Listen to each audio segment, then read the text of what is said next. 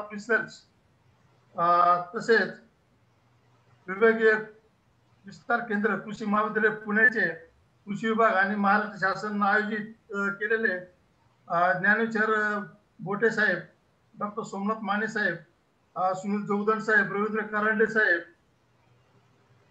सर्वांना नमस्कार. तर येतोय आवाज? हा येतोय सर, आवाज येतोय सर. तर भुईमुग हे गळीत धान्य पीक म्हणून अतिशय महत्वाचं पीक आहे.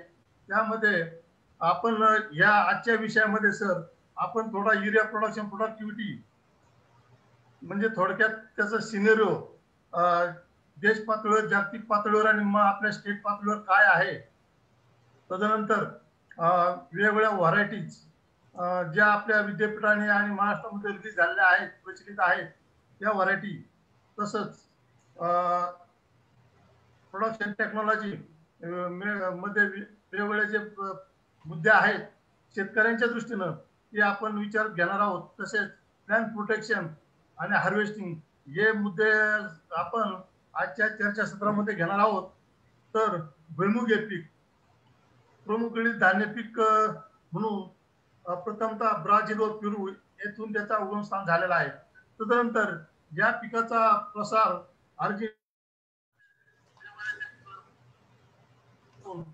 तो पोर्तुगीजांनी आफ्रिका, उत्तर अमेरिका, भारत या आपल्या भारतामध्ये याचा प्रसार साधारणतः 16व्या शतकामध्ये झालेला आहे. तर या पिकाचे प्रमुख देश जर आपण म्हटलो तर त्यामध्ये भारत, चीन, नायजेरिया, सेनेगल, सुदान, बर्मा आणि अमेरिका हे आहेत. आपण जर या पिकाचा विचार केला कंट्री वाईज तर भारतामध्ये सगळ्यात जास्त क्षेत्र आहे परंतु उत्पादन कमी आहे. चीन मध्ये क्षेत्र कमी आहे परंतु उत्पादन ज्यादा आहे, अशी परिस्थिती आहे.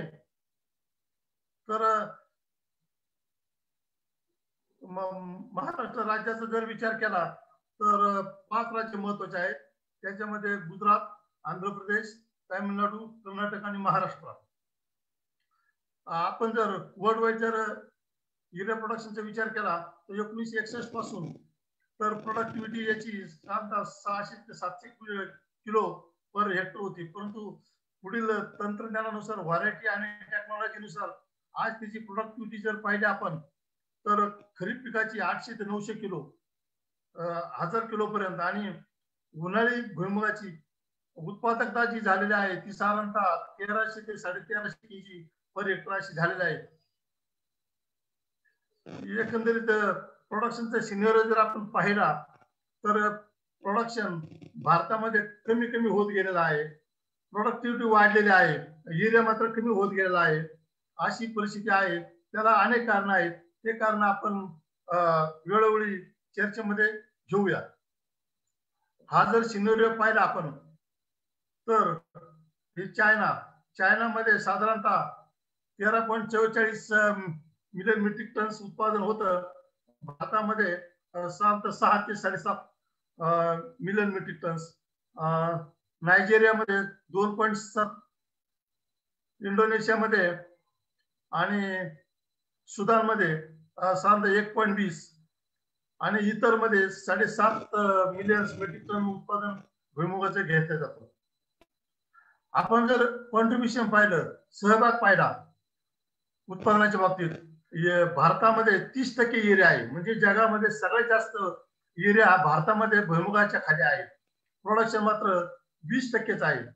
चायनामध्ये युरिया म्हणजे क्षेत्र हे फक्त 20% आहे, परंतु कॉन्ट्रीब्युशन त्यांचा सहभाग हा 42% आहे.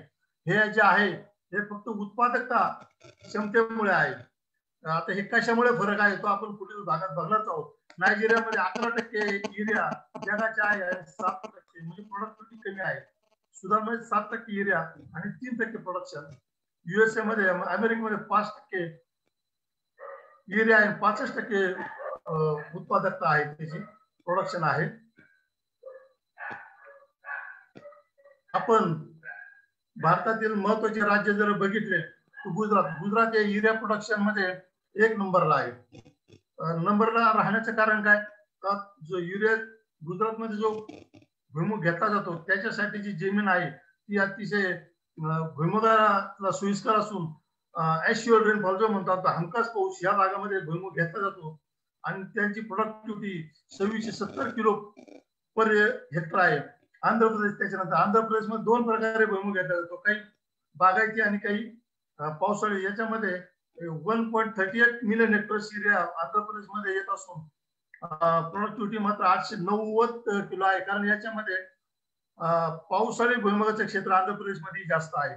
कर्नाटकमध्ये 0.72 मिलियन हेक्टर्स क्षेत्र असून प्रोडक्टिव्हिटी 907 केजी पर हेक्टर आहे. तामिळनाडूमध्ये 0.34 मिलियन हेक्टर्स असून प्रोडक्शन 0.96 मिलियन टन्स आहे आणि प्रोडक्टिव्हिटी मात्र जास्त आहे, 2812 आहे. याला कारण म्हणजे तामिळनाडूमध्ये जो डेक्कन एरिया आहे आणि इरिगेटेड याच्यामध्ये समर ग्राउंडनट मध्ये क्षेत्र जास्त असल्यामुळे आणि प्रोटेक्टिव्ह इरिगेशन म्हणजे आपण त्याला सुरक्षित पाणी जे म्हणतो ते तामिळनाडूमध्ये जास्त देत असल्यामुळे त्याच्या खाली येत असल्यामुळे तामिळनाडूमध्ये प्रोडक्टिव्हिटीची सर्वात जास्त दिसत आहे.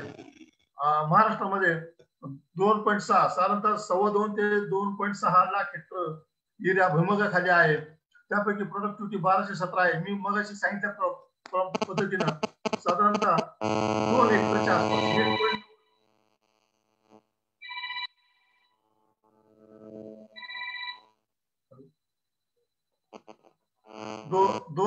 1.90 ते 2 पर्यंत हा रेनफेड एरिया आहे आणि बागायती खाली जो एरिया आहे तो साधारणतः 0.5 ते 0.6 आहे. त्याच्यामुळे आपली कॉमन प्रोडक्टिव्हिटी जी आहे कमी झाली आहे. कारण पावसाळीमध्ये प्रोडक्टिव्हिटी 900 ते 1000 किलो आणि समर इरिगेटेड खाली त्याची प्रोडक्टिव्हिटी 1350 केजी पर हेक्टर अशी परिस्थिती भुईमुगाची आपल्याकडे आहे. आपण भुईमुगा बाबतीत जर जमिनीच्या बाबतीत जर विचार केला, भुईमुग हे पीक जमिनीखाली वाढणारे पीक आहे. त्याच्यामुळे त्याला जमिनीचा मजदूर हा अतिशय महत्वाचा आहे. भुईमुगासाठी मध्यम आणि पाण्याचा चांगला निचरा होणाऱ्या वाळू आणि सेंद्रिय पदार्थ मिश्रित अशी जमीन अतिशय सोयीस्कर असते. आता जमिनीमध्ये दोन प्रकार असतात, एक काळी कसदार आणि आपण त्याला क्ली सॉइल असे म्हणतो आणि दुसरी जी म्हणतो वाळू मिश्रित किंवा सेंद्रिय जमीन त्याला आपण लोमी सॉइल म्हणतो.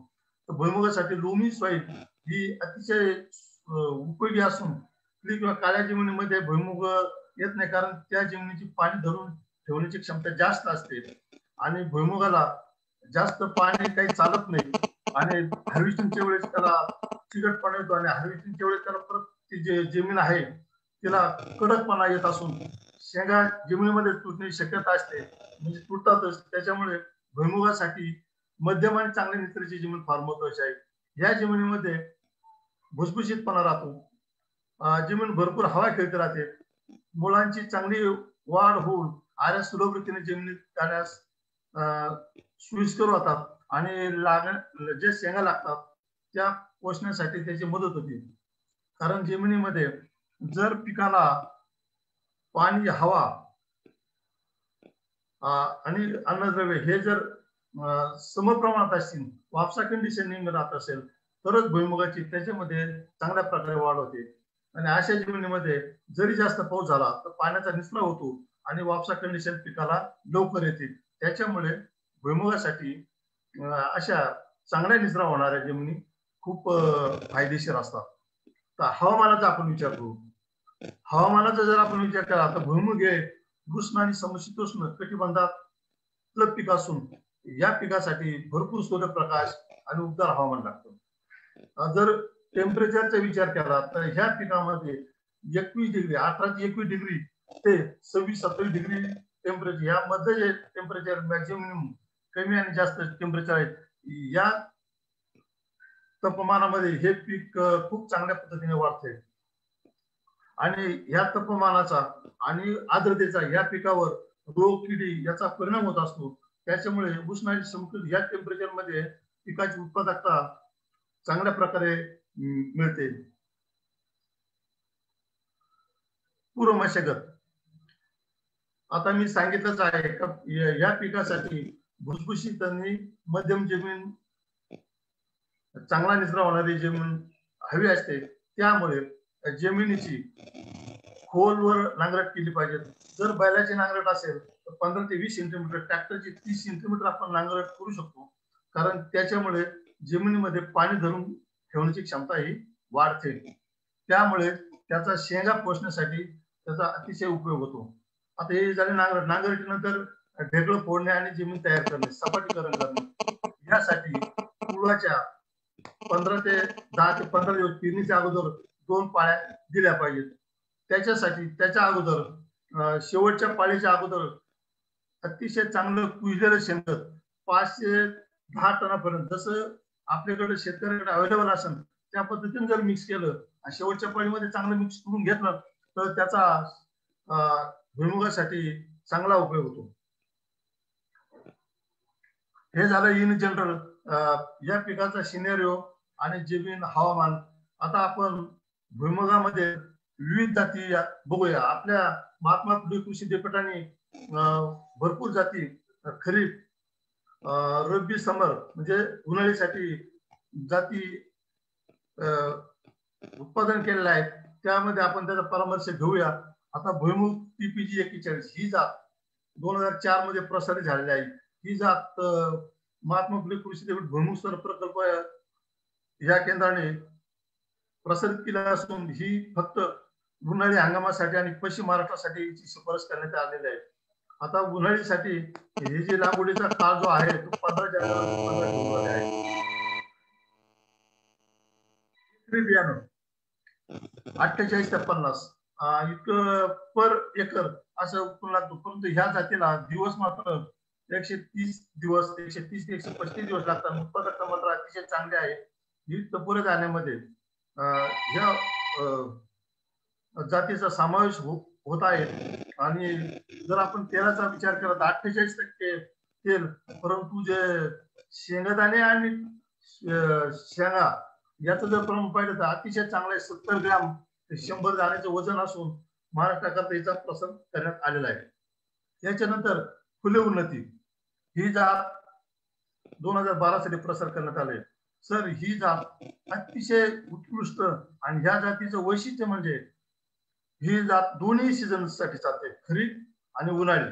या अशा फार तर खरीप मध्ये ही जात साधारणतः 100, 110, 115 दिवसात तयार होते. उन्हाळीमध्ये मात्र तिला 125 ते 130 दिवस लागतात. आणि ह्या जातीचं वैशिष्ट्य असं आहे की ही जात तेलाचं प्रमाण जवळजवळ 52% आहे. अतिशय कमी जाती भारतामध्ये जास्त तेलासाठी उपलब्ध आहे त्याच्यापैकी ही जात आहे.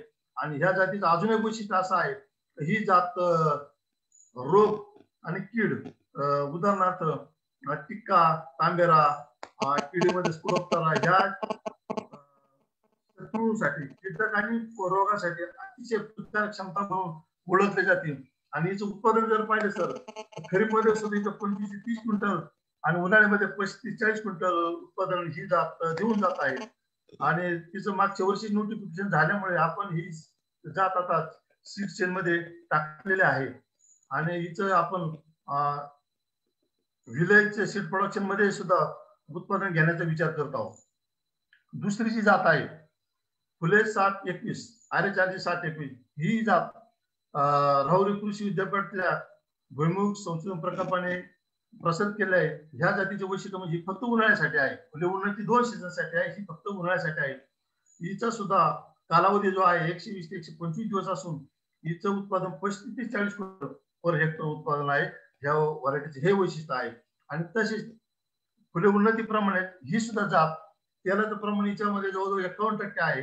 आणि प्रतिकार क्षमता जर पाहिली तर ह्या जातीची खोडपूस, पिक्का, तांबेरा यासाठी अतिशय आपण जे टॉलरंट किंवा रेजिस्टर म्हणतो अशा पद्धतीने ही जात आहे. तर ह्या दोन्ही जाती अतिशय शेतकऱ्यांसाठी उपलब्ध आहेत. आता त्याच्यानंतर आपण ह्याच्या जातींचा जो सर्व उपयोग घेतोय ह्या आता रिसेंटली ज्या आता प्रचलित ज्या जाती आहेत यांचाच विचार करतोय. त्याच्यानंतर फुले मोरणा TPG 123 ही जी जात आहे हे आपलं कृषी संशोधन केंद्र डिग्रस सांगली येथून प्रसारित झालेलं आहे. ह्या जातीचं वैशिष्ट्य म्हणजे ही जात फक्त खरीपासाठी आपण प्रसारित केली असून ही व्हर्जिनिया बंच मध्ये मोडते. आता भुईमुगामध्ये 3 प्रकार आहेत सर. एक स्पॅनिश बंच, त्या स्पॅनिश बंच मध्ये जे फुले उन्नती 721 आणि टीपीजी 41, आता ही जी जात आहे व्हर्जिनिया म्हणजे थोडी निमपत्रीमध्ये ह्या जातीचा समावेश होत असून हिचा स्विंग पिरियड जो आहे इन जनरल खरीप पिकामध्ये कॉमनच आहे 15 जून ते 15 जुलै या दरम्यान, आणि हिचा कालावधी जो आहे तो मध्यम आहे आणि उत्पादकता सुद्धा खरीप मध्ये असून सुद्धा ही जात 25 ते 30 क्विंटल पर हेक्टर उत्पादन देऊन जाते.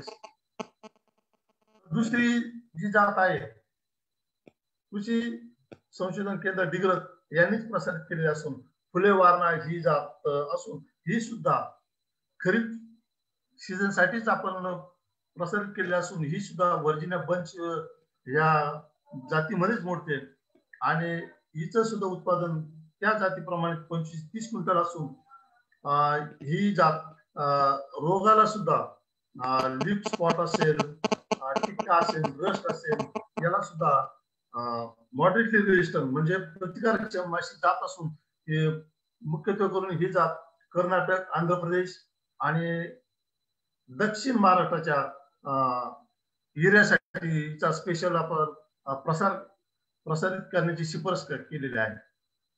त्याच्यानंतर त्या सेंटरनी म्हणजे ऍग्रिकल्चर रिसर्च स्टेशन कृषी संशोधन केंद्र कसबे डिग्रज यांनी फुले चैतन्य ही जात मागील वर्षी प्रसारित केली आहे. परंतु ह्या जातीचं वैशिष्ट्य म्हणजे ही जात उन्हाळीसाठी प्रसारित केलेली असून या जातीचं ही जे रोग प्रतिकारक क्षमता जी आहे, कीड प्रतिकारक क्षमता जी आहे ती खूप चांगली आहे आणि ही मीडियम बोर्ड कर्नल म्हणजे मध्यम जाडीचे शेंगादाणे यामध्ये मोडत असून हिच्यामध्ये सुद्धा आईचं प्रमाण तेलाचं प्रमाण जे आहे 50 ते 51% आहे आणि हिचं उत्पादन 20 ते 24 क्विंटल प्रति हेक्टर असं हिचं उत्पादन आहे. त्याच्यानंतर सर जळगाव तेलबिया संशोधन केंद्र जळगाव येथे आपल्या भुईमुगाचं मध्ये सुरुवातीपासून खूप चांगल्या प्रकारचं काम आहे आणि भरपूर व्हरायटी ह्या सेंटरने आपल्या शेतकऱ्यांसाठी दिलेल्या आहेत. तर जे 1085 ही आता रिसेंटली 2018 मध्ये प्रसारित केलेले असून हे सेंटर सर खरीप पिकासाठी, खरीप भुईमुगासाठी काम करते. तर ही जे 1085 म्हणजे हिचं नाव फुले धने आहे, ही स्पेशल खरीप हंगामासाठीच प्रसारित केलेले असून हे सर अखिल भारतीय पात्र 2-3 झोनवरती ही आज चेक व्हरायटी म्हणून हिची गणना होते. अतिशय चांगली व्हरायटी असून हिचं उत्पादनही खरीप मध्ये असून सुद्धा उन्हाळी सारखं 30 ते 35 क्विंटल प्रति हेक्टर हिचं उत्पादन देत असून तेलाचे प्रमाण 51% आहे आणि या व्हरायटीमध्ये विशेष म्हणजे 3 दाण्याचं शेंगाचं प्रमाण जास्त आहे. तसेच रोगासही प्रतिकारक्षम जात म्हणून तिची गणना केली जाते.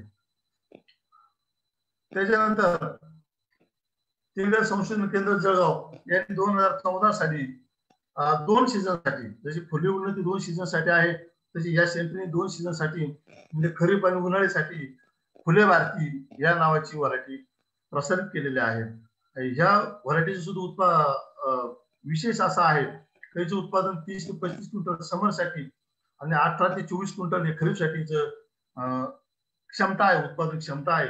या जातीचं वैशिष्ट्य म्हणजे तेलाचे प्रमाणही जास्त आहे आणि खरीपासाठी महाराष्ट्र, मध्य प्रदेश, उन्हाळीसाठी तामिळनाडू, आंध्र प्रदेश या राज्यासाठी ही शिफारस अखिल भारतीय पातळीवर करण्यात आलेली आहे. त्याच्यानंतर जेल 501 ही जात तेलबिया संशोधन केंद्राने 2009 साली प्रसारित केलेली आहे आणि ही जात खरीप आणि उन्हाळी ह्या हंगामासाठी प्रसारित केलेली असून तिचा कालावधी ह्याच्या आताचा प्रसार झालाय तिच्यापेक्षा लवकर आहे. पिकाचा कालावधी याचा 105 ते 110 दिवसामध्ये काढण्याला येत असतो. उत्पादकता उन्हाळ्यामध्ये तिची चांगली आहे, 30 ते 32 क्विंटल आहे.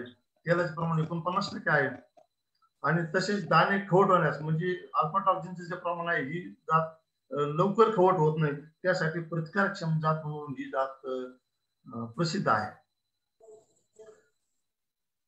जेल 24 प्रगती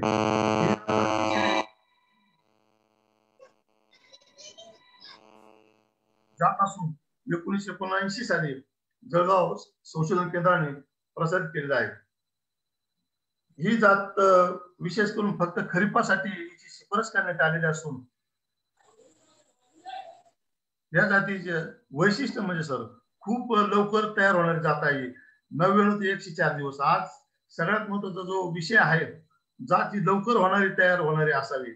कारण खरीप पीक हे साधारणतः पावसाळ्यावर अवलंबून असल्यामुळे या पिकाचा कालावधी अतिशय महत्वाचा आहे. त्यासाठी ही जात प्रसारित केली आहे. आजही महाराष्ट्रामध्ये प्रत्येक तालुक्यामध्ये, इव्हन भारतामध्ये सुद्धा काही राज्यामध्ये ह्या जातीचा अतिशय वापर केला जातो आणि लोकांची या जातीला फार मागणी आहे. परंतु तिचं उत्पादकता आता दिवसेंदिवस थोडीशी कमी झालेली आहे. 15 ते 20 क्विंटल आहे नवीन जातीच्या मानाने. परंतु हिला लोकांचा ऍक्सेप्टन्स, मागणी खूप चांगली आहे.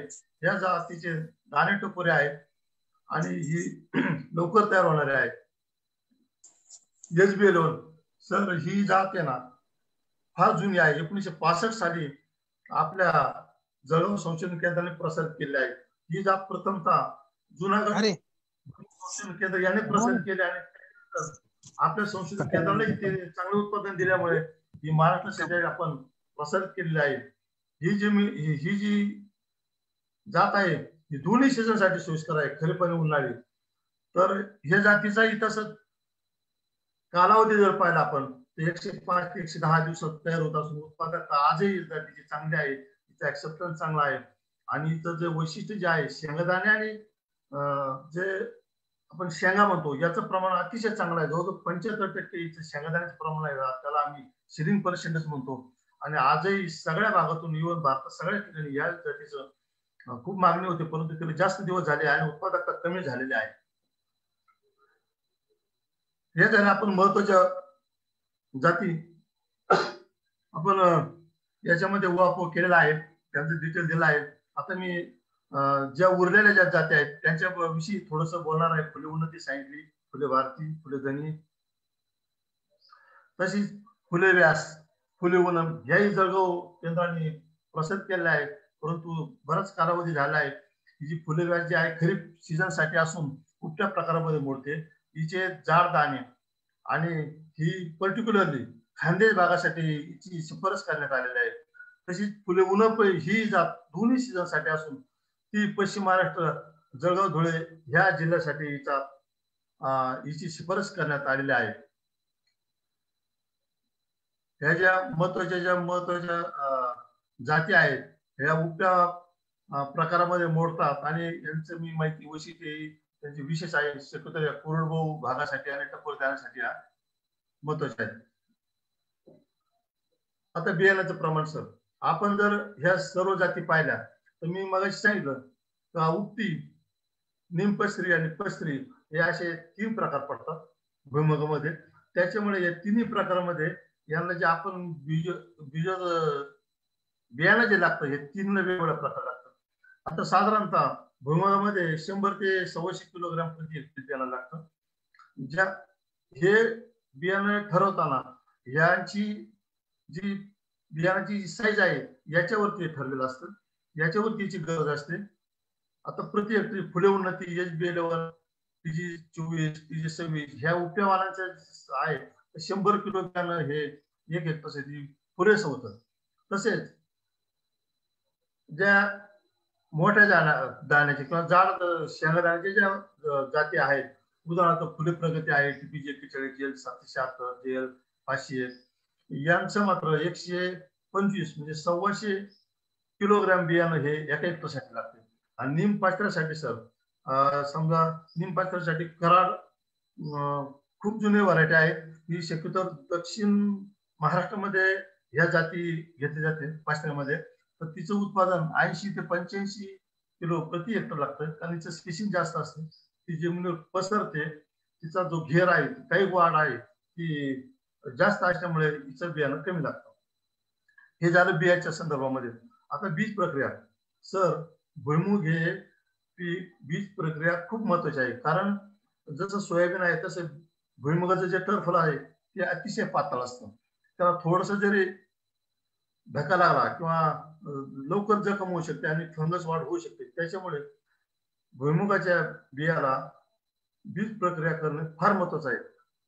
तर पेरणीसाठी रोपावस्थेमध्ये जे रोग उद्भवतात याच्यासाठी भुईमुगासाठी त्यांच्यापासून संरक्षण होण्यासाठी 5 ग्रॅम थायरम किंवा 2 ग्रॅम बायोस्टीन किंवा 5 ग्रॅम ट्रायकोडर्मा यांची प्रति 10 किलोला शिफारस करण्यात आलेले आहे. तसेच याच्याच बरोबर हे पीक सर लेग्युमिनस क्रॉप याच्यामध्ये मुळत असल्यामुळे याच्या मुळावर रायझोबियमच्या गाठी असतात आणि जर आपण याला रायझोबियमची जर प्रक्रिया केली तर उत्पादनामध्ये 10 ते 15% उत्पन्नात वाढ होते. त्याच्यामुळे 10 किलो बियाणास 250 ग्रॅम रायझोबियम आणि 250 ग्रॅम पीएचबी या जीवाणू संवर्धनाची बीज प्रक्रिया सावलीत वाढून मगच पेरणी केली पाहिजे. नुसतं ह्या एका ऍटममुळे अगदी कमी खर्चामध्ये जवळजवळ 10 ते 15% उत्पादन सहज वाढू जातं. आता ही बीज प्रक्रिया करताना थोडंसं पाणी घेऊन त्याच्यामध्ये थायरम बाविस्टीन ही आणि ट्रायकोडर्मा सांगितलं मी, तर याची हळुवारपणे थोडीशी पिकाला बियाणाला सर्व प्रमाणामध्ये सारख्या प्रमाणात लागेल अशी काळजी घेतली पाहिजे. आणि त्याच्याही थोडंसं सुकल्यानंतर लगेच रायझोबियम आणि पीएचबीची सुद्धा प्रक्रिया करून त्याच्यावर बियाणाला कुठल्याही पद्धतीने जखम होणार नाही असे काळजी घेऊन सावलीत वाढून पूर्ण बियाणं सुकूनच पेरणी केली पाहिजे. खत व्यवस्थापन. आता भुईमुग पीक हे लेग्युम पिकामध्ये जर तेलवर्गीय असतं तर लेग्युम पिकामध्ये मोडत असल्यामुळे याला स्फुरदाची जास्त गरज असते आणि याच्या मुळावर रायझोबियमच्या गाठी असतात त्याच्यामुळे नत्राची गरज कमी असते. त्याच्यामुळे 25 किलो नत्र आणि 50 किलो स्फुरद या पिकाला याची गरज आहे.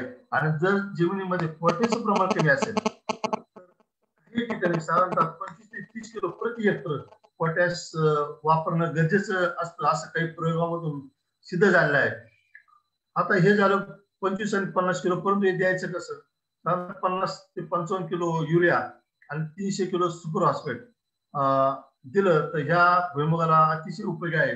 कारण पावडर फॉर्ममध्ये सुपर फॉस्फेट दिला आपण तर त्याच्यामध्ये कॅल्शियम आणि सल्फर असतं. कॅल्शियम सल्फर या दोन्हीही अन्नद्रव्याची ह्या पिकाला गरज असते. का गरज असते? तर कॅल्शियम शेंग असते, शेंगाचं जे टरफल असतं हे टणक बनण्यासाठी कॅल्शियमची गरज असते. आणि स्फुरद का असतं? स्फुरद हे तेल सिंथेसाइज होण्यासाठी तेलाची प्रक्रिया होण्यासाठी गंधकाची अतिशय गरज असते. त्याच्यामुळे हे दोन्ही अन्नद्रव्य ह्या पिकाला देणं अतिशय महत्वाचं आहे. तसेच दिवसेंदिवस पिकाची इंटेन्सिटी वाढत असल्यामुळे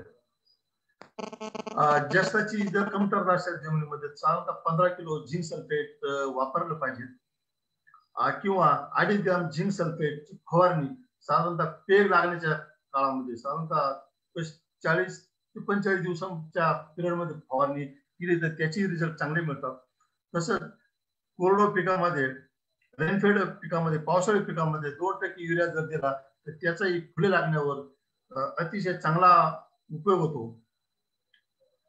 तसंच कॅल्शियम आणि सल्फरच्या बाबतीत मी जे सांगितलं तर याचा दुसरा जो सोर्स आहे जिप्सम. हा जिप्सम मध्ये कॅल्शियम आणि सल्फर असल्यामुळे जर पावडर फॉर्म मध्ये जर सुपर फॉस्फेट अवेलेबल नसेल तर जिप्सम साधारणतः 400 ते 500 किलो प्रति हेक्टर या प्रमाणात त्याचा वापर केला पाहिजे.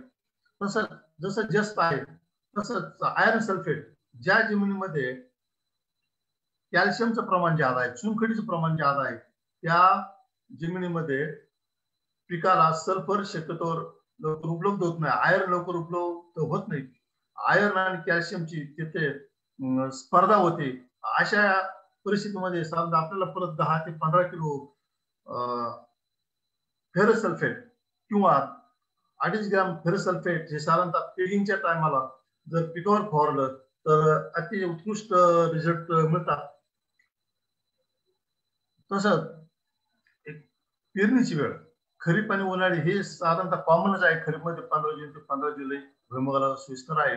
परंतु आपण जर जुलैच्या दुसऱ्या तिसऱ्या आठवड्यानंतर जर गेलो तर पिकावर उत्पन्नावर अनिष्ट परिणाम होतो. तसेच टेम्परेचर मी सांगितलं साधारणतः 18 ते 25-26 डिग्री सेंटीग्रेड हे टेम्परेचर खूप चांगलं आहे. त्याच्यानंतर जर समजा तसं हे पीक 35 डिग्री सेंटीग्रेड पर्यंत सुद्धा धरतं, परंतु तिथून पुढे मात्र पिकावर अनिष्ट परिणाम होतो. म्हणून पिकाची पेरणी उन्हाळीसाठी 15 जानेवारी 15 फेब्रुवारी ही केली पाहिजे. हे झालं पेरणी बियाणं. आता लागवडीची पद्धत. भुईमुग हे अतिशय नाजूक पीक आहे. पाभरीची पेरणी करताना त्याची अतिशय निगा आणि काळजी करावी लागते, कारण टरफल हे पातळ असतं. म्हणून खरीप हंगामातील पीक जूनच्या शेवटच्या आठवड्यात किंवा जुलैमध्ये करावं हे आहेच. परंतु ही पेरणी करताना बियाणं जास्त खोल जाणार नाही, 5 सेंटीमीटर पेक्षा जास्त खोल जाणार नाही, याची काळजी घेतली पाहिजे. तसंच हे सपाट वाफे, रुंद सरी वाफे किंवा ब्रॉड बेस बीबीएफ या प्रकारामध्ये घेतले जातात. आता बीबीएफचं पुढे मी तसा वापर करणार आहेच. आता आपण याची अंतर जर पाहिलं तर याच्यामध्ये ते जे अंतर आहे तर जी उपटी जात आहे स्पॅनिश टाईप, याला 30 सेंटीमीटर बाय 10 सेंटीमीटर अंतर लागतं. तर त्याच्यामध्ये साधारणतः 3,30,000 झाडाची संख्या इतकी पडते. दुसरी जी आहे निमपाशऱ्या, ही साधारणतः 30 बाय 15 सेंटीमीटर करतात. तिचे साधारणतः 2.25 लाख प्लांट पॉप्युलेशन म्हणजे झाडांची संख्या असते. आणि जी पाशऱ्या जी आहे 45 बाय 15 या अंतरावर पिळली जाते. आणि तिची जी झाडाची संख्या आहे ती 1.48 लाख रोपांची संख्या प्रति एकर ठेवता येते. आता ही झाली पेरणी. तर साधारणतः हे पीक उगवणीच्या बाबतीमध्ये अतिशय सेन्सिटिव्ह आहे. त्याच्यामुळे पीक उगवल्यानंतर पेरणीनंतर 7 ते 8 दिवसांनी जर उगवल्यानंतर ताबडतोब याची नांग्या भरल्या पाहिजे, म्हणजे गॅप भरल्या पाहिजेत. नाही तर पिकावर अनिष्ट उत्पादनावर फार महत्वाचा फॅक्टर आहे. प्लांट पॉप्युलेशन भुईमुगामध्ये प्रत्येक पिकातच महत्वाचं आहे, परंतु हे पीक उगवण्याला नाजूक असल्यामुळे याच्याकडे लक्ष देणं फार गरजेचं आहे. आता आपण याच्यामध्ये वेगवेगळ्या पद्धती आहेत. भुईमुग पिकामध्ये प्रचलित झालेल्या वेगवेगळ्या ज्या पद्धती आहेत, पॉलिफिल्मची असेल, इक्रिशाची रुंद वाफा सरी वाफा पद्धत असेल, या अलीकडच्या काळामध्ये खूप चांगल्या आणि जादा उत्पन्न देणाऱ्या पद्धती आहेत. त्याच्यामध्ये आपण आता पहिली गादी वाफे तयार करणे ही पद्धत पाहूया. या पद्धतीमध्ये इक्रिशाट संस्था ही जी आपल्या हैदराबादची संस्था आहे, या संस्थेची ही टेक्नॉलॉजी आहे. हॉर्टिकल्चर यंत्राने किंवा ट्रॅक्टर सहाय्याने गादी वाफे तयार करावं लागतात. तर हे गादी वाफे तयार करताना साधारणतः आता अलीकडच्या काळामध्ये ट्रॅक्टरला सुद्धा बेड यंत्र आलेलं आहे. ते बेड पाडताना वर जर पास लावली तर हे गादी वाफे सहज तयार होतात मध्ये. त्याच्यामध्ये आता अलीकडच्या काळात ठिबक मध्ये अनेक पिकं लावल्या जातात, कांद्यासारखी, भुईमुगासारखी. तर अतिशय पूर्वी जी पद्धत होती बेड पाडायचे कसे असा प्रश्न होता. त्यावेळेस हा प्रश्न नेहमी उद्भवायचा. तर याच्यासाठी हा बेड तयार होताना तळामध्ये साधारण 120 सेंटीमीटर रुंद आणि टॉपला 120 सेंटीमीटर रुंद आणि तळामध्ये साधारणतः 150 सेंटीमीटर रुंद असा हा असून याची उंची साधारणतः 15 ते 20 सेंटीमीटर उंची असते. आणि याची जी लांबी आहे जमिनीत जसे जसं उतार आहे त्या उताराप्रमाणे साधारणतः काही 30 मीटर, 40 मीटर, 50 मीटर प्रमाणे याची उंची लांबी आपल्याला ठेवता येते. म्हणजे पाणी बसण्याच्या दृष्टीनं हे फार महत्वाचं आहे. याच्यामध्ये जर समजा उतार जास्त असेल, पाणी बसत नसेल, तर बेडची रुंदी थोडीशी कमी केली तर चालते. तळाची रुंदी साधारणतः 120 सेंटीमीटर आणि टॉपची उंची 90 सेंटीमीटर ठेवून याची उंची करता येते आणि ते जास्त सोयीस्कर होतं.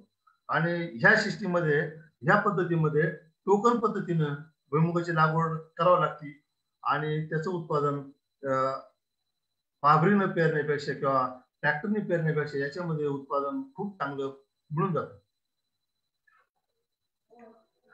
आता याचे फायदे काय आहेत? ही जी सिस्टीम आहे याचा नेमका फायदा काय आहे? तर याच्यामुळे काय होतं, जमीन भुसभुशीत राहते, मुळाची कार्यक्षमता वाढून पिकाची वाढ कंटिन्यू जोमदार होते. तसेच जर समजा जास्त पाऊस झाला तर पाण्याचा निचरा होऊन जो फरो असतो त्या फरोमधून पाणी वाहून जातं आणि त्याच्यामुळे काय होतं, पाणी आणि हवा यांचं प्रमाण संतुलित ठेवण्यासाठी व पिकाची कार्यक्षमता वाढण्यासाठी ह्या सिस्टीमचा अतिशय चांगला उपयोग होतो. तसेच जर समजा पावसाने ताण दिला किंवा पाणी लवकर बसलं नाही तर बेड बीपीएफ असल्यामुळे या एक पीक लवकर ताण धरत नाही, कारण तो जी त्याची पाणी धरून ठेवण्याची जी क्षमता आहे ती चांगली असते आणि ऍट अ टाइम शेंगाची वाढ एकसारखी होते.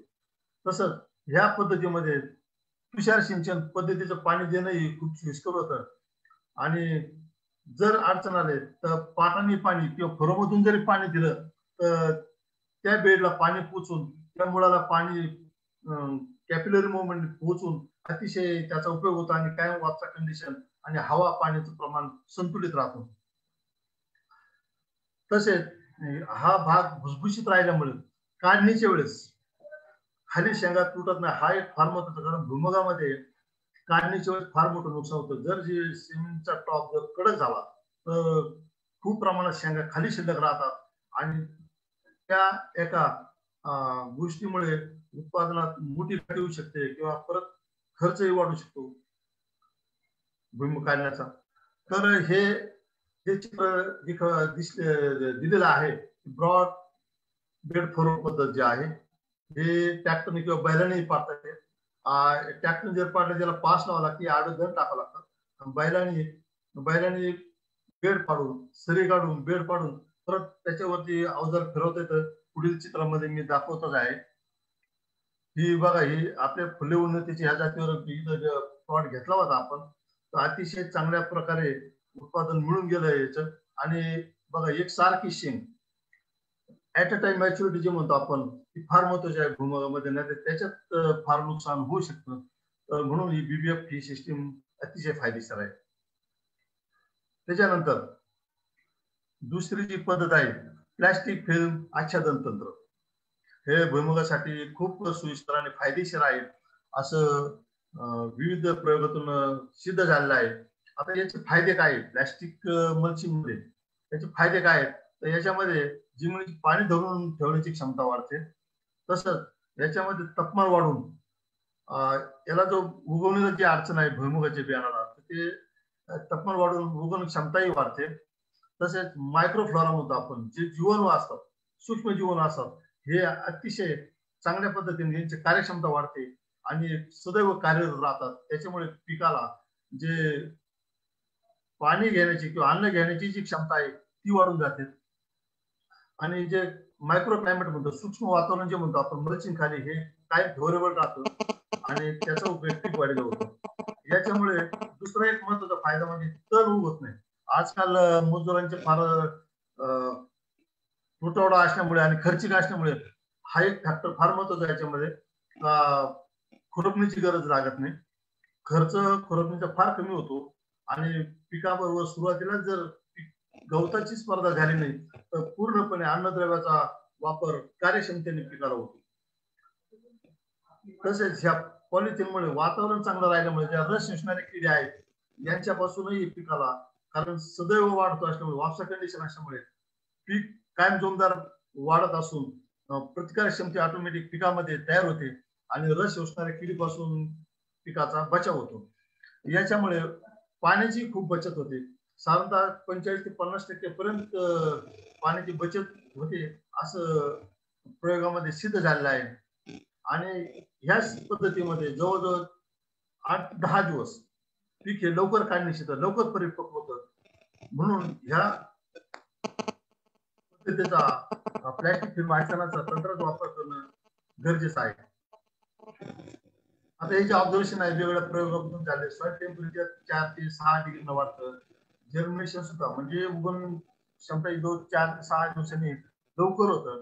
फ्लॉवर इनिशिएशन सुद्धा म्हणजे फ्लोरा जो येतो 4 ते 5 दिवसांनी, साधारणतः भुईमुगामध्ये 30 दिवसानंतर फ्लोरा होतो. तर ह्या सिस्टीम मध्ये साधारणतः 22 ते 25व्या दिवशीच फ्लोरा फुलं सुरू होतात आणि त्याच्यामुळे पीक सुद्धा लवकर तयार होतं. 7 ते 8 दिवस, एक आठवड्यात तयार होतं. कारण एक आठवड्याने जात काढण्याला खूप कष्ट लागतात, पण काय सिस्टीम मध्ये सुद्धा आपल्याला एक आठवडा 7 ते 8-10 दिवस पीक लवकर परिपक्व करता येतं. तसेच पाण्याची बचत होते याच्यामध्ये. हे वेगवेगळे जे अर्थकारण जे दिलेलं आहे या दोन्ही सिस्टीम मध्ये कंट्रोल सिस्टीम म्हणजे आपली प्रचलित सिस्टीम नेहमी वापरतो ती, आणि ही जी आहे पॉलिमरची सिस्टीम आहे याच्यामध्ये पॉली याचे 44 किलो प्रति हेक्टर आणि कंट्रोल मध्ये 3000 आलाय फक्त. आणि ग्रॉस रेशो जर पाहिला तर याच्यामध्ये 66,000 रुपये याला खर्च आला आणि कंट्रोल मध्ये 45,000 रुपये. आणि नेट रिटर्न जर पाहिला आपण तर नेट रिटर्न याच्यामध्ये पीएमजी सिस्टीम मध्ये पॉलिमल्च मध्ये 41,000 रुपये निव्वळ नफा आणि कंट्रोल मध्ये 22,000 रुपये निव्वळ नफा राहिला. हे जे बेड फॉर्मेशन वगैरे कसे करतात वगैरे हे आपण सांगितलेलंच आहे मागच्या स्लाइड मध्ये. तसेच या दोन्ही पद्धतीने करता येतात, ट्रॅक्टर आणि बुलक या पद्धतीने करता येतं. आणि या सिस्टीम मध्ये आपल्याला ठिबक सिंचन सुद्धा वापरता येतं आणि त्याला वेगवेगळे खत सुद्धा वेगवेगळे सोयीने देता येतात. आता इम्पॉर्टंट कंपोनंट याच्यामध्ये महत्वाचे काय काय फॅक्टर आहेत स्पेसिंग मध्ये. परंतु याला लागवडीमध्ये 2 बिया एका ठिकाणी लावा लागतात. आणि जसं प्रचलित जे पद्धती आहेत त्याच्यात 30x10, 25x15, 30x15 तसे याच्यामध्ये 20x20 सेंटीमीटर वरती आपल्याला याची लागवड करावी लागते. आणि याच्यामध्ये स्प्रिंकलर ड्रिप या दोन्ही सिस्टीमचा वापर करता येतो. आणि काढणी जर म्हणलं तर अतिशय सुलभ आणि कुठल्या प्रकारचा तोटा न होता, नुकसान न होता होतो. हे इथं जे चित्र दाखवलेलं आहे हे ब्रॉड बेस कसं तयार करायचं बैलाच्या पद्धतीनं हे दाखवलेलं आहे. हे पॉलिमल्च सुरुवातीला त्याच्यामध्ये डिब्लिंग आणि 2 बिया टोंबल्यामुळे याच्यामध्ये 100% पॉप्युलेशन असतं. जरी 4-2% कमी झालं तर आपण 7व्या-8व्या दिवशी जर याच्या गॅप भरल्या नांग्या भरल्या तर याच्यामध्ये सगळ्यात महत्वाचं पिकाची संख्या, याच्यामध्ये रोपांची संख्या ही 100% पर्यंत आपल्याला मेंटेन करता येते. म्हणून हा जो डेमॉन्स्ट्रेशन प्लॉट्स घेतलेला आहे याच्यावरती त्याच्यावरून आपल्याला लक्षात येईल का प्लांट पॉप्युलेशन कशा पद्धतीने मेंटेन होते. हा जो प्लॉट आहे आपला डेमॉन्स्ट्रेशन प्लॉट आहे त्याच्यामध्ये घेतलेला पूर्ण मल्चिंग झाकून गेलेला आहे. पॉप्युलेशन आहे, कुठल्याही पद्धतीचा रोग दिसत नाही, पिकाची परिस्थिती दिसण्यालाही खूप दिसतानीच निरोगी आणि हिरोगार वाढ, जोमानी वाढ अशी पिकाची वाढ दिसत आहे. वेगवेगळ्या पद्धती, नवीन टेक्नॉलॉजी या दोन्ही पद्धतीच्या. आता आपण साधारणतः कृषी विद्या ह्या विषयाकडे वळूया. तर भुईमुग हे पीक याची काही वाढ छोटी होत असल्यामुळे हे आंतर पिकामध्ये भुईमुगाचा अतिशय चांगला उपयोग होतो. तर लोक याचा अतिशय चांगल्या पद्धतीने वापर करतात. आणि जे सिरियल्स आणि लेगुम याच्यामध्ये याचा वापर करत असल्यामुळे दोन्ही पिकाचा एकमेकाला फायदा होतो, पूरक असा फायदा होतो.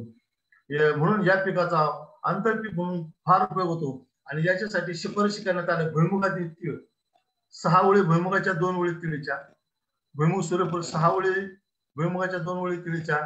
तसंच मकेचा सुद्धा, बाजरीचा सुद्धा आहे. त्याच्यामध्ये जर प्लॉट जो दिसतो आहे आपल्याला 2 ओळी बाजरीच्या आणि 4 ओळी भुईमुगाच्या आहेत. कापसाची असे, कापसामध्ये मात्र प्रमाण कमी आहे.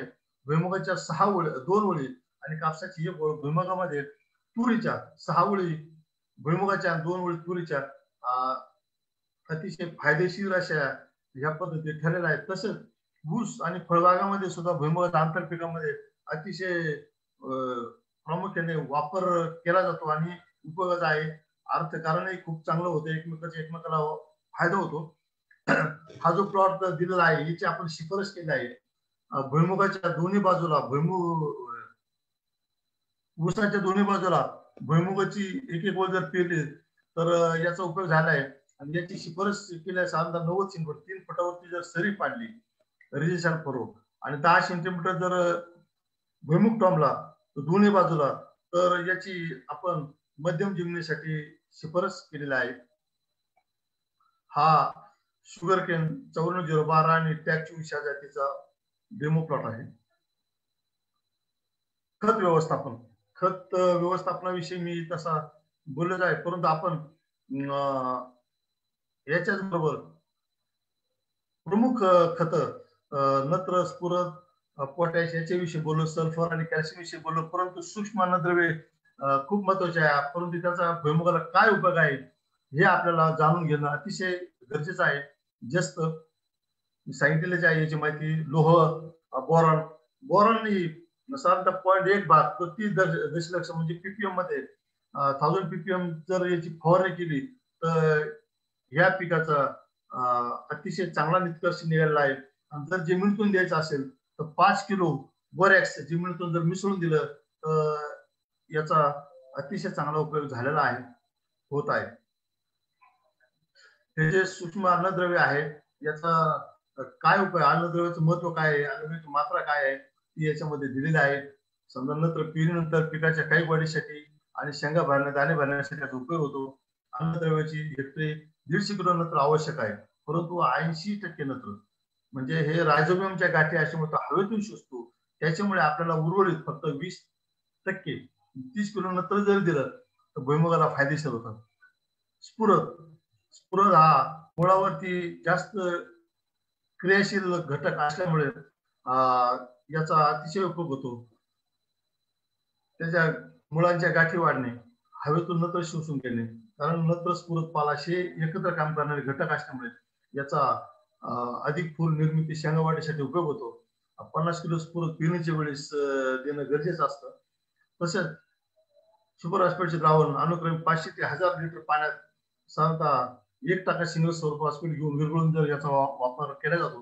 गंधक तेल निर्मितीसाठी मी मगाशी सांगितलं, गंधक तेल निर्मितीसाठी खूप चांगला त्याचा रोल आहे. त्याच्यामुळे मुळाच्या गाठीही वाढतात, पिकामध्ये रोग प्रतिकारक क्षमता वाढते. हेक्टर 10 किलो गंधक पेरणीच्या वेळी द्यावे. 0.5% अर्धा किलो गंधक 100 लिटर पाण्यात विरघळून उघडल्यानंतर 30, 50, 70 दिवसांनी अनुक्रमे 500, 500 व 1000 लिटर पाण्यामध्ये द्यावे. आता 30, 50, 70 काय द्यावं? 30व्या दिवशी जे आहे हे फ्लोरा फ्लॉवरिंग स्टेज असते पिकाची. 45-50 दिवशी पेगिंग सुरू होतं त्याच्यामध्ये भुईमुगामध्ये, आणि 17 दिवशी 65 ते 17 दिवशी पॉटची वाढ, शेंगाची वाढ सुरू होते, त्याला पॉट डेव्हलपमेंट होतो. म्हणून या तीनही स्टेजेस अतिशय महत्वाचे आहेत. याला शास्त्रीय भाषेमध्ये क्रिटिकल स्टेज म्हणतो, नाजूक अवस्था म्हणतो, नाजूक स्टेजेस म्हणतो. याच्यामध्ये पिकाला पाणी आणि खत त्यावेळी मिळणं फार गरजेचं आहे. कॅल्शियम, आयरन निर्मिती करणे, शेंगाने दाणे भरणे, याच्यामध्ये याचा उपयोग होतो. चुनखडी लोह हे मी मगाशी सांगितलेलं आहे. आंतरमशागत. आता भुईमुग हे पीक अतिशय नाजूक आणि जमिनीच्या खाली पोसत असल्यामुळे, शेंगा पोसत असल्यामुळे त्याची आंतरमशागत इतर पिकापेक्षा खूप महत्वाची आहे. हे पीक साधारणतः 45 दिवसापर्यंत कुठल्याही प्रकारचं त्याच्यामध्ये गवत राहिलं पाहिजे, गवत विरहित पीक ठेवलं पाहिजे. त्याच्यासाठी 2 खुरापण्या किंवा 15 ते 20 दिवसांनी 2 खुरापण्या केल्या पाहिजेत.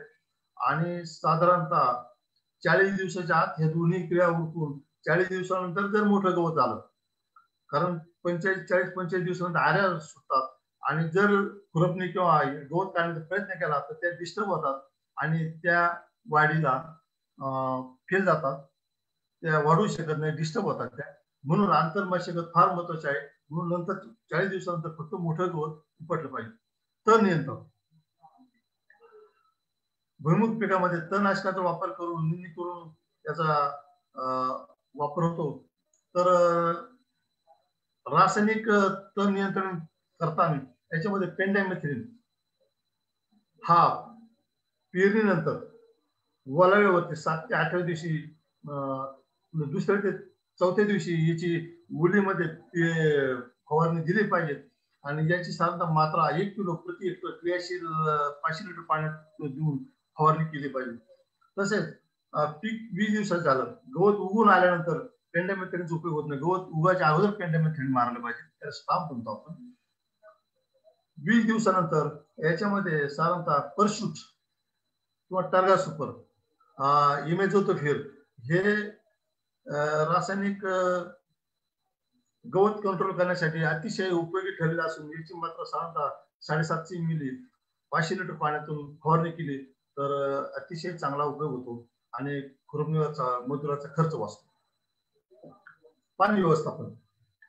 खरीप भुईमुगासाठी 40 ते 50 सेंटीमीटर पाण्याची गरज लागते, कारण खरीप सीझन मध्ये वातावरणामध्ये आर्द्रता जास्त असते, त्याच्यामुळे पाण्याचं प्रमाण कमी लागतं, बाष्पीभवन कमी होतं, पानातून सुद्धा ट्रान्सपिरेशन कमी होतं. उन्हाळी भुईमुगासाठी 70 ते 80 सेंटीमीटर पाणी लागते. खरीपाची उलट परिस्थिती असते, आर्द्रता कमी असते, ट्रान्सपिरेशन जास्त होतं, पानातून जमिनीतून बाष्पीभवन जास्त होतं, त्याच्यामुळे उन्हाळी भुईमुगाला पाणी जास्त लागतं. आता प्लास्टिक आच्छादनामध्ये 40 ते 50% पाण्याची बचत होती, हे आपण पाहिलेच आहे. त्याच्यामध्ये तुषार सिंचन असेल किंवा ठिबक याचाही उपयोग होतो, त्याच्यामुळे पाण्याची बचत होते. आता ज्या भुईमुगाच्या ज्या अवस्था आहेत, नाजूक अवस्था आहेत, क्रिटिकल स्टेजेस आहेत, त्या आपण बघूया. उगवण्याच्या वेळी पेरणीनंतर लगेच अगोदर एक पाणी नंतर एक पाणी दिलं गेलं पाहिजे. फुलारामध्ये 30 ते 40 दिवसामध्ये, म्हणजे आताच्या जातीमध्ये 25 दिवसापासूनच ही स्टेज सुरू होते. 26, 27, 28 ते 30 दिवसापर्यंत, 37 दिवसापर्यंत. आऱ्या सोडण्याची अवस्था ही 40 ते 45. आता ज्या लवकर येणाऱ्या जाती आहेत त्या थोड्याशे 4-2 दिवस अलीकडे येऊ शकतात. शेंगादाणे भरणे हे 65 ते 70 दिवस याला गरज असते. म्हणून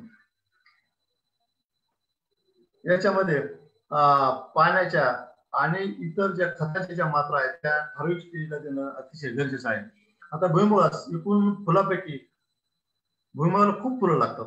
एवढे जर फुलं लागले तर खूप शेंगा येतील, परंतु एवढ्या फुलापैकी साधारण 5 ते 20% फुलाचं रूपांतर शेंगामध्ये होतं आणि एकूण लागल्या शेंगापैकी जवळजवळ 66% म्हणजे 70% शेंगा परिपक्व होतात आणि त्याच्यामध्ये 30 ते 32 ते 30% शेंगा अपरिपक्व होतात, कोवळ्या असतात, गिराच्या स्वरूपात असतात, कोवळे शेंगा असतात. तर जास्तीत जास्त परिपक्व शेंगा एकदाच मिळण्यासाठी झाडास पहिले फुल शेवटचे फुल याचा जो कालावधी आहे हा महत्वाचा आहे. याच्यामध्ये डिटर्मिनंट टाईप आहेत व्हरायटीमध्ये सुद्धा. ज्यांचं पहिलं फुल आणि शेवटचं फुल याचा कालावधी कमी आहे ते फायद्याचं ठरलेलं आहे. त्याची एकाच वेळेस शेंगाची वाढ होऊन एकाच वेळेस मॅच्युरिटी येते, परिपक्वता येते, त्याच्यामुळे हा कालावधी जो आहे तो फार महत्वाचा आहे. आता पाणी देताना पेरणीनंतर 30 ते 35 दिवसांनी झाडास पहिले फुल दिसतं, काही व्हरायटीमध्ये 26-27 दिवसांनी दिसतं, परंतु सुरुवातीच्या काळात फुल लागण्याच्या काळात किंवा अगोदर 2 दिवस जर जास्त पाणी झालं तर पिकाची जास्त काही वाढ होते, उंची ज्यादा वाढते आणि पीक जमिनीत जाण्यासाठी खूप अडचणी निर्माण होतात. म्हणून याच्यामध्ये सुरुवातीच्या काळात साधारणतः 35-40 दिवसापर्यंत भुईमुगाला अतिशय पाणी मोजून मापून लक्ष देऊन गरजेचं आहे. ज्यावेळेस पीक थोडंसं ताण धरल, थोडंसं काळसर पडल, त्याच वेळेस पिकाला पाणी दिलं पाहिजे. परंतु त्याच्यानंतर 40-45 दिवसानंतर आरी टोचणे, शेंग भरणे याच्यामध्ये मात्र याच्यानंतर मात्र पिकाला ताण बसून देऊ नये आणि कायम वापसात परिस्थिती राहील अशा परिस्थितीत पाण्याचे नियोजन ह्या पिकाला होणं फार गरजेचं आहे. आता याच्यानंतर आपण पाहूया प्लॅन्ट प्रोटेक्शन, पीक संरक्षण. भुईमुग हे पीक खरीप काही भागामध्ये रब्बीमध्ये घेतलं जातं, म्हणजे सप्टेंबर-ऑक्टोबर पेरणी केली जाते आणि उन्हाळ्यामध्ये जानेवारी-फेब्रुवारी पेरणी केली जाते. परंतु आपल्या भागामध्ये, आपल्या राज्यामध्ये ह्या पिकाचे मुख्यत्वे जास्त खरीप आणि उन्हाळी या दोन पिकामध्ये, या दोन सीझन मध्ये याची लागवड केली जाते. आता खरीप मध्ये पावसाळी वातावरण असतं, आर्द्रता जास्त असते, याच्यामुळे ह्या सीझन मध्ये, ह्या मोसमामध्ये पिकावर किडी आणि रोगाचं प्रमाण जास्त असण्याची शक्यता असते. तर याच्यामध्ये कुठली कुठली किडी आहेत भुईमुगामध्ये? मावा आहे, फुलकिडे आहे, तुडतुडे आहेत, तसेच स्पोडोप्टेरा म्हणजे पान गुंडाळणारे आळे आहेत, तसेच टोबॅको इटिंग कॅटरपिलर तो एक कीड याच्यामध्ये आहे. तर आपण एक एक पाहूया त्यांचा काय परिणाम होतो पिकावर. तर मावा, फुलकिडे आणि तुडतुडे हे तिन्ही एकाच प्रकारात मोडतात, जवळ छोटे असतात. हे सकिंग पेस्ट म्हणतो आपण याला, हे रस शोषणारी किडी आहे. या किडीचा प्रादुर्भाव दिसताच 5% निंबळे अर्क किंवा ॲजेलेरेक्टिन 2 मिली बाजारात उपलब्ध आहे, त्याची फवारणी घेतली पाहिजे. दुसरी फवारणी साधारणतः पहिल्या फवारणीनंतर 10 ते 15 दिवसांनी केली पाहिजे. कारण या पिकाचा जो कालावधी, या किडीचा जो कालावधी आहे, साधारणतः यांची पिढी साधारणतः 14-15 दिवसामध्ये मरून जातात यांचे लाईफ सायकल मध्ये. तसेच याच्याने कंट्रोल नाही झालं तर शक्यतो पावसाळी किंवा रेनफेड खरीप पिकासाठी भरपूर औषधं मार्केटमध्ये शिल्लक आहेत. फेनोलिट आहे, डोकोमिथ्रिन आहे, मेटासिस्टॉक्स आहे. आता याच्यामध्ये काही या पिकावरती बॅन आहे इन्सेक्टिसाइडवर. तर याची फवारणी 15 दिवसांनी साधारणतः 2-3 फवारणी केल्या तर या किडीचा सहज गतीने उपाय म्हणून कंट्रोल होतात. हे पुढचे किडी पाणी खाणारे आणि पाणी गुंडाळणारे. या किडीच्या बंदोबस्तासाठी दिसतात सायपरमेथ्रिन 200 मिली, फेनोलेट, फिनोल्फॉस 100 मिली आणि फेनोलेट 250 मिली हे 500 लिटर पाण्यातून साधारणतः 15 दिवसानंतर जर फवारणी सहज कंट्रोल होते आणि आवाक्यात येते. हे झालं किडीच्या संदर्भामध्ये. कारण उन्हाळ्यामध्ये भुईमुगावरती जास्त काही किडी दिसत, एखादी 2 फवारे मारले, मावा तुडतुडे दिसले तर एखाद्या 2 फवाऱ्यामध्ये कंट्रोल होतं. ही पाळी, ही वेळ ही जे फक्त खरीप सीझन मध्ये जास्त येते. आता टिक्का रोग आपण पाहिलेलाच आहे. आपल्याकडे ज्या व्हरायटी बऱ्याचशा आपण प्रतिकारक्षम काढलेल्या आहेत. टिक्का, रस्ट असेल, म्हणजे फुले डिसीज रेजिस्टंट म्हणतो आपण, फुले उन्नती आहे. परत जळगाव सेंटर फुले भारती काढलेली आहे, TP41 आहे. दिग्रज संशोधन केंद्राने ज्या 2-3 व्हरायटी काढल्या ते या फुले डिसीजला रेजिस्टंट अशा आहेत. आता याचे काय गुणधर्म आहेत आणि काय परिणाम होतो हे आपण बघूया. हा रोग सक्रोस्पोरा स्पीसिया या बुरशीमुळे होतो. या रोगाची सुरुवात लवकर येणारे, उशिरा येणाऱ्या टिक्क्याच्या रूपात होते. आता याच्यामध्ये जे लवकर येते तो तपकिरी रंगाचा असतो आणि नंतर जो येतो तो साधारणतः काळ्या रंगाचा असतो. आता ह्या रोगाचं जर समजा पीक शेंगा जर मॅच्युअर झाल्या आणि त्याच्यानंतर जर अटॅक आला तर पिकाच्या उत्पन्नावर फारसा काही परिणाम होत नाही त्याचा उत्पादनावर. परंतु याचा अटॅक साधारणतः आपल्याला हा फक्त खरीप सीझन मध्येच जास्त आढळून येतो. आणि याचं जर प्रमाण वाढलं, संख्या जर वाढली, पानावर मोठे चटके तयार होतात, पाणी करपल्यासारखे होतात. आर्द्रता जर जास्त असेल तर ह्या किडीसाठी त्याचा पोषक असा वातावरण तयार होऊन याची वाढ होते. हा रोग जो आहे तो शेंगामुळे किंवा हवेतून याचा प्रसार होतो आणि रोग फैलवतो. टिक्का रोग याच्यासाठी रोगाची जे पहिली जे केलेलं असेल आपण पीक, एक सीझन मध्ये 2 सीझन टाळून पीक करावं लागतं. तर शेतातील रोगग्रस्त झाडांचे काढून याचा नायनाट करणं फार महत्वाचं असतं. हे रोगाची लागण होऊ नये यासाठी पिकाची फेरपालट करणं फार गरजेचं आहे. उदाहरणार्थ गहू, हरभरा, मका, ज्वारी, कांदा इत्यादी पिकाची फेरपालट जर केली तर या रोगाचा प्रादुर्भाव अतिशय कमी होतो.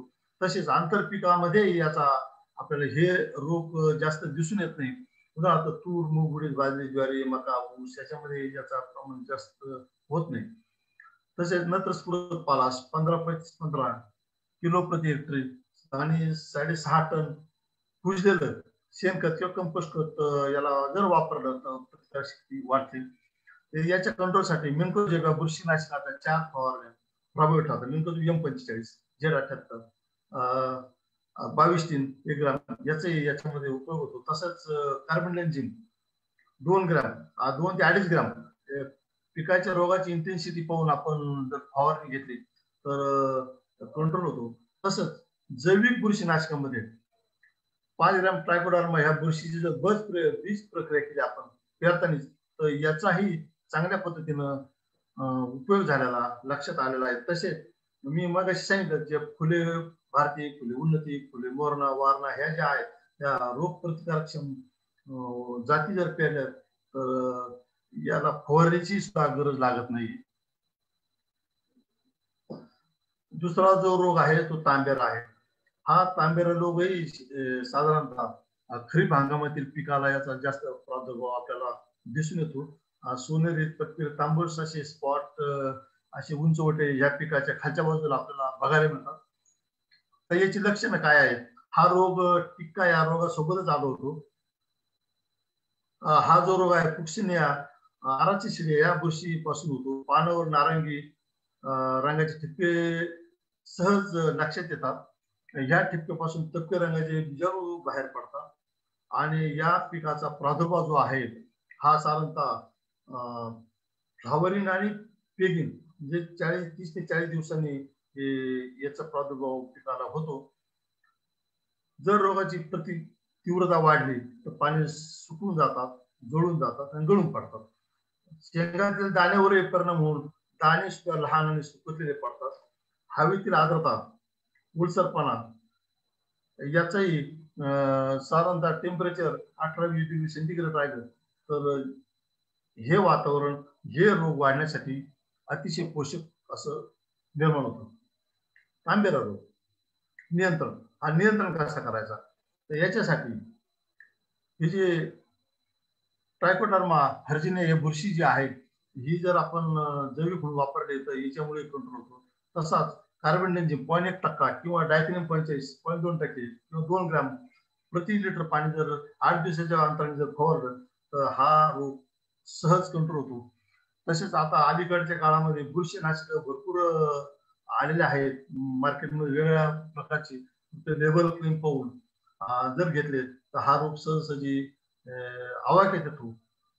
तसंच डिक्लोफेनाझोल हाही बुरशीनाशक महत्वाचं आहे. डिक्लोफेनाझोल हेही औषध याच्यावर परिणामकारक ठरलेलं आहे.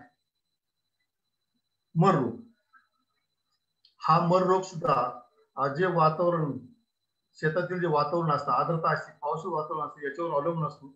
ह्या रोगांचा आपल्या परिसरामध्ये फक्त पावसाळी भागातच जास्त आपल्याला प्रादुर्भाव आढळून येतो. याला मर रोग कुजा एस्केरिजिनस नायजर खोडकुजा स्टेरोशा रॉफ्टायसा या जीवाणूपासून याचा प्रादुर्भाव होतो आणि जर याचा अटॅक जास्त आला तर 25-30% पर्यंत पिकाचं नुकसान होतं.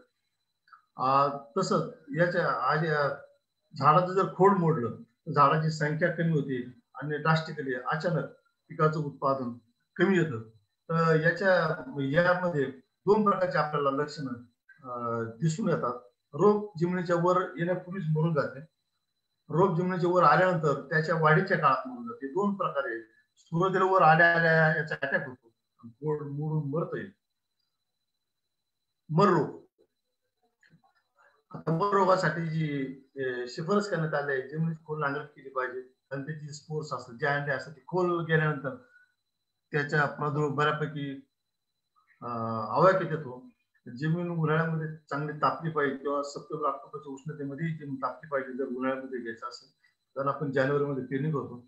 जमिनीमध्ये चांगले कुजले शेणखत कंपोस्ट मटेरियल वापरले पाहिजे. ट्रायकोडर्मा बुरशी सुडोमोनास यांचाही याच्यामध्ये चांगल्या प्रकारे रोल आहे आणि कंट्रोल करतात ते. तसं एरंडीची पेंट जर आपण 500 किलो प्रति हेक्टर वापरली ट्रायकोडर्मा बुरशी 10 किलो प्रति हेक्टर वापरली तर याचा चांगल्या पद्धतीने नियंत्रण होतंय.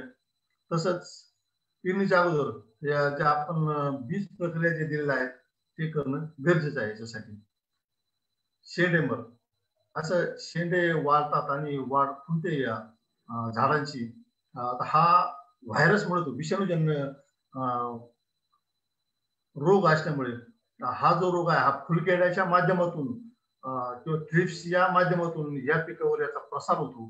सुरुवातीच्या काळात पानावर पिवळसर किंवा पांढऱ्या अंडाकृती कड्या अशा आपल्याला दिसतात. हा रोग वेलाच्या शेंड्यावर किंवा फळावर दिसून येतो.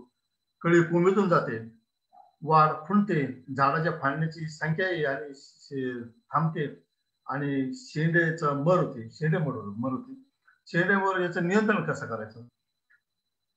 या पिकामध्ये जर आंतरपीक म्हणून बाजरी जर घेतलं तर याचा नेक्रोसिस कमी होतो, मर कमी होते आणि त्याचा उपयोग भुईमुगाला बाजरीचा चांगल्या पद्धतीने होतो. असं प्रयोगामध्ये मग जे फोटो दाखवले त्याचा याला उपयोग होतो. आता याला प्रतिकारक ज्या रोग प्रतिकारक ज्या जाती आहेत त्यांचा याच्यासाठी वापर केला पाहिजे. 80-11 ह्या जाती ज्या आहेत 86, 325 काहीतरी 3 चंद्राटीयम. तसेच आपल्या ज्या जाती आहेत फुले उन्नती आहे, बोर्णा आहे, वारणा आहे, फुले भारती आहे, या सुद्धा शेंडेमरसाठी प्रतिकार म्हणून आपण प्रसारित केलेला आहे. आता पुढचा जो मुद्दा आहे काढणी. भुईमुगाचं पीक जे आहे हे काढण्याच्या बाबतीत अतिशय असं नाजूक असं पीक आहे. जसे बाकीची पिकं आपल्याला डोळ्यांनी शेतामध्ये दिसतात काढणीला आलं, त्याची काही वाढ आता थांबलेली आहे, मॅच्युरिटी आली, तसं भुईमुगाचं नसतं. भुईमुगाचं जे आहे त्याची जी लक्षणं आहेत ते वेगळे आहेत. त्याचा साधारणतः पाला पिवळा दिसू लागतो आणि शेंगाचं जे टर्फल आहे ते टणक होतं आणि शेंग फोडल्यानंतर आतून बाजूला काळसर झालं तर ही शेंग काढण्यास आली असं आपण गृहीत धरायचं. शेंगा काढल्यानंतर चांगल्या वाळवणं गरजेचं असतं आणि वाळवताना याचे जी आर्द्रता आहे, जी मॉइश्चर आहे ती 10% कमी यायला पाहिजे. 8-10% आर्द्रता यायला पाहिजे. आता याच्यामध्ये जर बीजोत्पन्न आपल्याला घ्यायचं असेल, भुईमुगाचं जर बीजोत्पन्न घ्यायचं असेल तर काढणीचं आणि वाळवणीच्या ह्या 2-3 पद्धती ज्या आहेत त्या खूप महत्वाच्या आहेत. एक शेडमध्ये वाळवणं, दुसरं हिप म्हणजे ढीप पद्धतीने वाळवणं आणि दुसरं सूर्यप्रकाश. सूर्यप्रकाशात जर वाळवण केली याची तर त्याचं पुढच्या सीझन मध्ये साधारणतः 3-4 महिन्यामध्ये याची उगम क्षमता व्हायब्रिटी कमी होते. परंतु हे जर आपण शेडमध्ये सावलीत वाळवल्या शेंगा किंवा त्याचे ढीग विशिष्ट ढिगाची लाईनिंग करून जर वाळवल्या तर 6 ते 7 महिन्यापर्यंत होते. त्याच्यामुळेच उन्हाळी जो भुईमुग आपण घेतो त्याची उगवण क्षमता आहे ह्या उन्हाळीपासून पुढच्या उन्हाळ्यापर्यंत त्याची जी उगवण क्षमता आहे ती राहत नाही, तिची व्हायब्रिटी राहत नाही. खरीप तू खरीपला बियाणं चालतं किंवा खरीपचं उन्हाळ्याला चालतं, परंतु उन्हाळ्याचा जो पुरुष आहे तो पुढच्या उन्हाळ्यापर्यंत चालत नाही. त्याच्यामुळे ह्याची वाढ काढणी आणि वाळवणी भुईमुगामध्ये अतिशय महत्वाचं आहे आणि हिचा अतिशय कटाक्षाने विचार केला पाहिजे. आता पॅकिंग आणि साठवण भुईमुगामध्ये मगाशी सांगितलं 66% पक्व होता, काही कोळे असतात, त्याच्यामुळे पॅकिंग मध्ये ग्रेडिंग वगैरे हे करणं अतिशय महत्वाचं आहे. काढल्यानंतर पक्वाने चांगल्या प्रकारे वाळल्या शेंगा ह्या तागाच्या पोत्यामध्ये म्हणजे आपण ज्याला गनकोट म्हणतो त्याच्यामध्येच ठेवल्या पाहिजे. ह्या जर प्लॅस्टिकची पिशवी ठेवल्या याची उगवण क्षमता खूप प्रमाणामध्ये कमी होऊन जाते. आता साठवणीच्या जागेमध्ये जे गोडाऊन मध्ये आहे ते टेम्परेचर साधारणतः जास्त नसावं, 13 डिग्री सेंटीग्रेड पेक्षा कमी असावं, नाही तर त्याच्यावरती काही किडी आणि बुरशी वाढतात. म्हणून याचं जे टेम्परेचर आहे, याचं जे तापमान आहे हे साधारणतः 13 डिग्रीच्या कमी असायला हवंय. आर्द्रता आर्द्रता याची ही 65 ते 70% असावी. आता ते यापेक्षा जर जास्त झाले तर बुरशी होती, खोड पण वाढतो, आपला अल्फा टॉक्सिन जे म्हणतो आपण त्याचे प्रमाण वाढतं आणि किडीमध्ये जी आहे बुरशीट्स वगैरे लागतात. म्हणून आर्द्रता ही फार महत्वाची आहे शेंगाच्या वाळवणीमध्ये. आणि जास्त वेळ जर हाताळणी केली वाळवताना ते ठिसूळ होतात आणि फुटतात, म्हणून पोते हवेशीर स्वच्छ कोरड्या ठिकाणी ठेवल्या पाहिजे. उत्पादन आता प्रत्येक जातीचं मी उत्पादन आपल्याला सांगितलेलंच आहे.